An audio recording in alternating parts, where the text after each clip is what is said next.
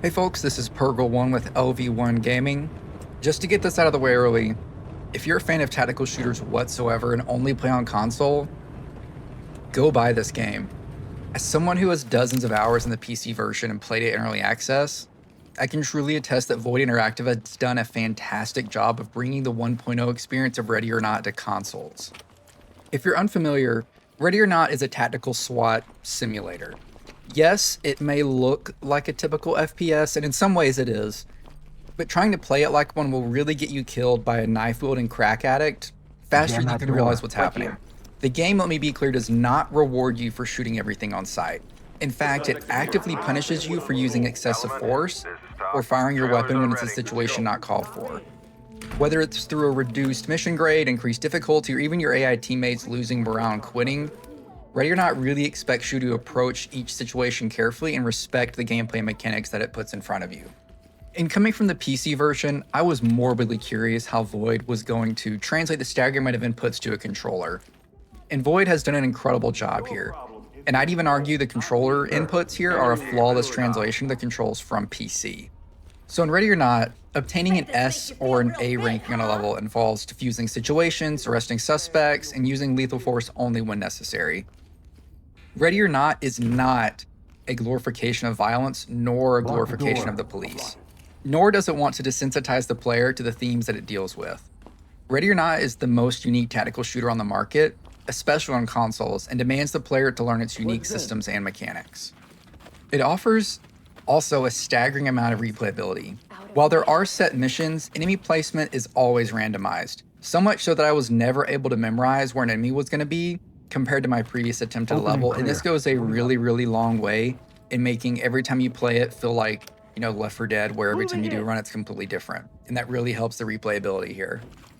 So one of the big main modes here, especially if you play solo, is Commander Mode. Commander Mode is the, quote, story mode for Ready or Not. It is a series of levels that sees your SWAT team tackling situations across Los Sueños, a fictional version of LA. Going into that mode at first, I thought that it was simply just a random assortment of levels, but then I realized that the levels are connected. Paying attention to small details and mission context reveals a surprisingly rich narrative, and if you skim over it, the mode may feel random like I had originally thought, but if you pay attention, it becomes something deeper and actually engaging. So in Commander Mode, prior to each mission, you're giving a briefing detailing the situation, number of suspects, how well they're armed. It is incredibly important to read this to know how to arm yourself and what gear to bring. These briefings are always kept in line with the realism of the game, so, for example, in one level, a nightclub shooting, most details you're given are sparse as the situation is rapidly ongoing. 911 calls are also included in this briefing, and they're acted well. Honestly, too well. Many of them are genuinely horrifying to listen to, and one made me emotional. Oh God, there's so much blood. Okay, sir, I need you to tell me where you are. So in a somewhat XCOM-inspired system, you can hire, in Commander Mode, a roster of unique officers with individual names, traits, and abilities. At first, they're rookies with no special skills, but as they complete missions, traits like faster suspect compliance, increased accuracy, better armor, etc. unlock. And yes, they can die, and when they do, they stay dead. Morale and stress also play a major role here. Completing a mission cleanly with few casualties will keep stress low, but if you botch the mission with high fatalities or injured officers, their stress will skyrocket. Leave someone on the bench for a while and their stress will reduce. But if you ignore these signs, they'll quit or be placed on leave by the precinct therapist. While not utterly complex, the system does a good job of serving the reminder of horrors that you see in each mission and how those things affect the human psyche. So while there are unlockables tied to each score for each level, such as, different watches for getting an A rank on something, a Hawaiian shirt if you get an S level rank on one mission. So that does help introduce replayability, but I really wish that Commander Mode was a little more in-depth. Sure, the placement of enemies is always randomized each time you start a mission, but things like soft objectives like defusing bombs, finding files, etc. are always in the same exact place, which, mixing these up would go a long way in further making each mission feel really unique. As of right now, you're really kind of forced to go to specific areas, but overall it's fine. It's still a ton of replayability. Finally, my pipe dream request is the implementation of randomized levels. or the layouts of those, similar to kind of like how a roguelike game is. Meaning that while the base level of a house in this game, for example, would remain the same, rooms and placements of objectives will be laid out differently with each attempt. However, as it is, the solo commander mode is still an extremely solid experience that is worth getting the game for alone. So next up, we'll talk about my solo experience with AI teammates. And coming from playing the early access version of the PC the last few years, my main complaint was always the teammate enemy AI. So for this review again, I played entirely solo with AI teammates, and I was able to get A or B ranks on most missions, well actually all missions, plus a few S ranks. So if you're someone wondering, is this worth buying to play solo? Yes it is. The AI is leagues better than what it was a few years ago, and you can tell Void worked tirelessly to bring real-life tactics to Ready or Not. Watching your squad mates perform these maneuvers is always impressive, and Void deserves kudos for that. So for the most part, your AI squad mates are decently or very competent. There's kind of no in between. Some missions, my squad mates would clear half a dozen enemies after I sent them on just one move and clear command. They would execute their tactics flawlessly and with minimal babysitting from me. Other times, I'd watch all 4 of them get killed by a single AI, or I would tell them to fall in and they would stand there, or I'd tell them to move and clear a door, and upon executing that command, 1 or 2 of them would just run in the opposite direction in search of some mysterious thing, or they just wouldn't at all. In one example, they couldn't even pathfind to a door that I wanted to go through, and it is incredibly frustrating to have to adjust your plan of attack because your AI can't pathfind or act in a way that you want them to. So some missions, squad mates were the only reason I survived, and other times they were just a constant source of flagrant idiocy and the reason I got killed or got a worse score. And honestly, every single criticism I have of Ready or Not literally stems from the squad mate AI. That's honestly how great the rest of this game is. So teammates would get stuck on terrain, fail to follow orders, or the most anger-inducing one is they would block you from entering or exiting a room. I lost count how many times I would enter a room, a small room, looks like a bathroom, and then I would turn around to try to exit it. But my teammates, which they follow real close to you because it's a close quarters game, would block the door. And they do not get out of your way. The only way to solve this is hopefully the room has enough space for you to back up in and tell them to move and clear the room you just came from so that they get in their animations. However, they're all very, very, very particular about where they stand and where you stand. So if they're trying to breach a door and you're stuck in a corner, they'll just keep saying, "You're in my way, sir. Get out of the way, sir. I can't breach the door." And it's like, yes, you can. Please go around me. I really hope they get that fixed because there was 1 or 2 times I had to restart a level or quit the game because I got stuck in a room due to the AI. And all critiques aside, you will need your teammate AI help. They're fully customizable from their gear loadout to what they're wearing. For example, I always opted to have one guy with a heavy armor and a riot shield so he could always enter the room first and take a bulk of the shot safely.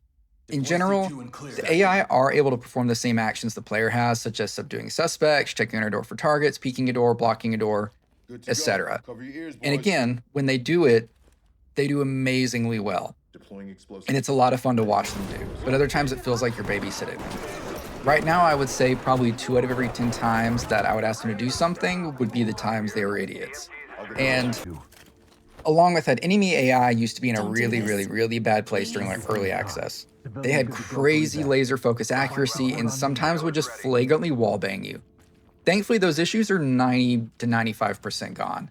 There were still maybe like 5 or 7 times in my 20-hour playthrough where I was like, am I playing against gold rank Rainbow Six Siege players?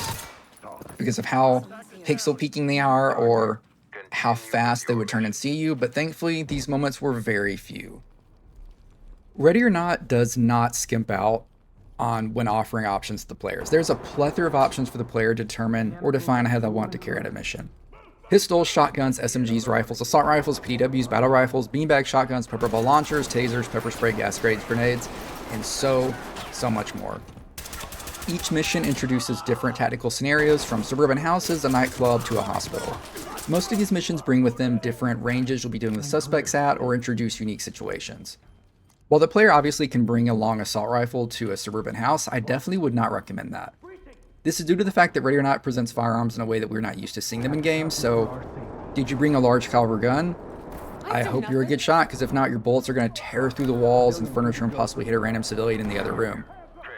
And if you did bring an assault rifle with a really long barrel to a house with narrow hallways, good luck being able to aim it properly due to the fact that guns do not clip through the walls in Ready or Not like we're used to them doing in every single other shooter. Instead, the game will not let you aim your weapon if you do not have enough space to realistically do so. Bringing this level of realism of the weapons here really goes a long way in providing the extremely unique gameplay in Ready or Not. So if you want that coveted S rank, you better make use of those less than lethal options, or at the very least understand the tactics that Ready or Not introduces to the player. While you can simply open a door and start shooting, that's obviously not the preferred method. Blowing the door and tossing a flashbang or gas grenade inside to disorient targets in an attempt to have them surrender is always the preferred method. Ready or Not also has a dedicated drop your gun and put your hands up button. Pressing this has the player yell at NPCs who then can ignore or comply or do something in between to make your life so much harder.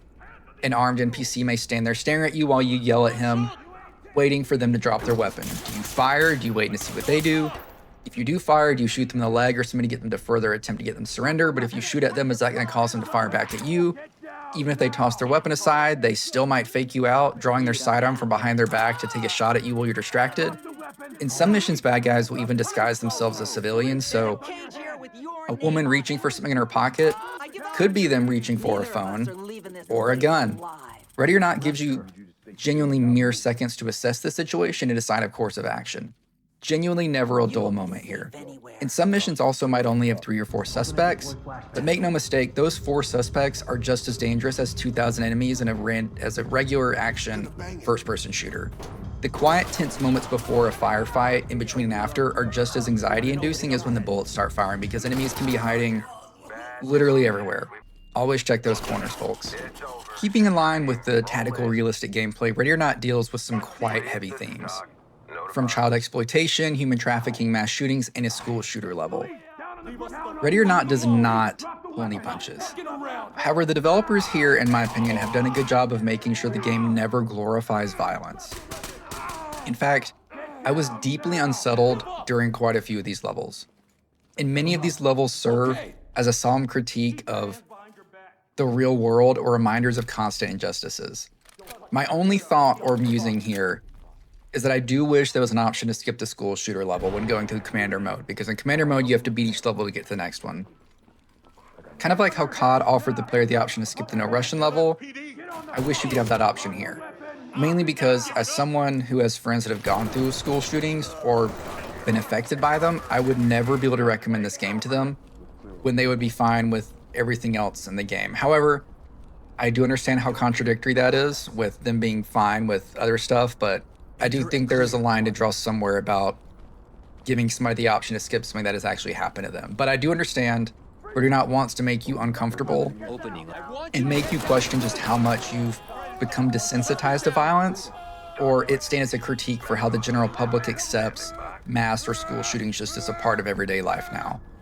But one specific example I'll use here is there's a level where you discover that there are 2 kids that have turned to selling firearms to gangs to help pay for their mother's cancer treatment because they're a poor immigrant family and they can find no other way to make money.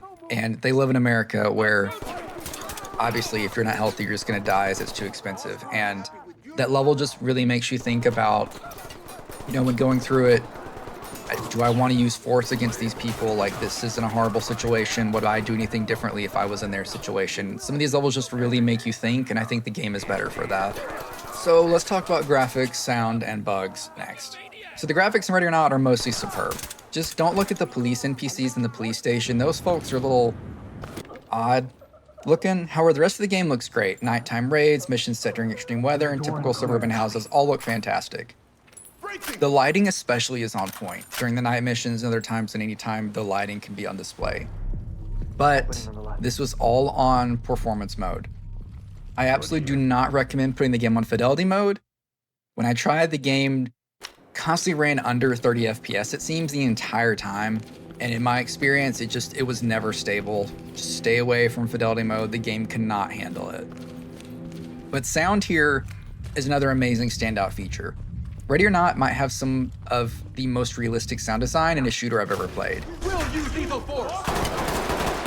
LSPD. The noise of gunshots echoing in a different part of the house or the building that you're in, to the chaotic sounds of a door breach as your officers scream at suspects to drop their weapons while the suspects yell back. It's a ridiculous orchestra of chaos.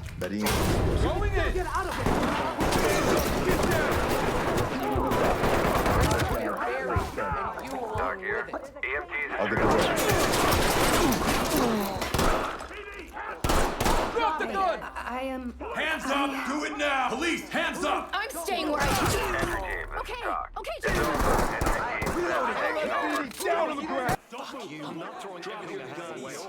And bug-wise, for the most part, my time with Ready or Not was a smooth experience. The only odd bugs I found were some person's hair not attached to their body. And once I had an enemy stuck in a wall, but that was nothing a good grenade couldn't fix, besides the squad AI stuff. However, I did have a game crash quite a few times. It was always when I was playing off quick resume and would finish a mission. Thankfully, the progress was always saved. So, in conclusion, with an extremely unique set of mechanics, gameplay loop, heavy themes, and realistic depiction of firearms, Ready or Not is one of the best tactical shooters on the market. And if you're looking for a tactical shooter with tons of replayability, go buy this game. Plus, base price is only $50. But if you're someone who thinks that they'll be able to Rambo through each level, maybe skip this one. That'll wrap this up here. Thank you, Void Interactive, for the review code. I played this on an Xbox Series X. Again, I'm Purgle1 with LV1 Gaming. Thanks for watching. We'll see you all next time. Bye.